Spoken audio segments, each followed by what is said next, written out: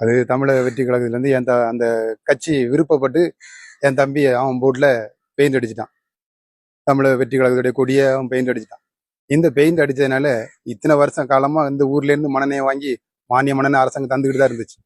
ஆனா அந்த மண்ணெண்ணெயை தரமாட்டேன்னு சொல்லி இந்த ஊர்ல உள்ள ஒரு சில அதாவது திமுக கட்சியை சேர்ந்த பொறுப்பாளர்கள் எல்லாம் சேர்ந்து மேலிடத்துல அவங்க கம்ப்ளைண்ட் பண்ணி மேலிடத்து அதிகாரிகள் எல்லாம் என்ன செஞ்சுட்டாங்க, சும்மா தந்துகிட்டு இருந்த மண்ணெண்ணெயை, அரசாங்கம் தந்துகிட்டு இருந்த மண்ணெண்ணெயை ஏதோ அவங்க காசுல தர்ற கணக்கா இந்த மண்ணெண்ணெயை நுப்பாட்டிட்டாங்க.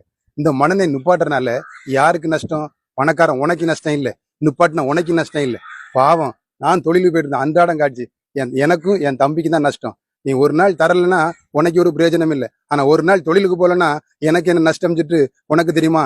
என்ன மாதிரி நீ வாழ்ந்து பாரு, அதுக்கு உனக்கு தெரியும். நீ இஷ்டப்பட்ட பாவப்பட்ட ஜனங்களை அடிக்கிறிய, இதுக்காக தான் புதுசா ஒரு கட்சி தொடங்கிருக்கி. அந்த கட்சி எப்படியோ ஏதோ எங்களுக்கு தெரியாது. அந்த கட்சிக்கு ஆதரவு வச்சுட்டு தான் என் தம்பிக்காரன் அந்த பெயிண்ட் அடிச்சிருக்கான்.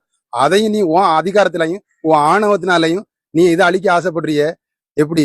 இதுக்கு தான் ஒரு புதுசா ஒண்ணு வரட்டு.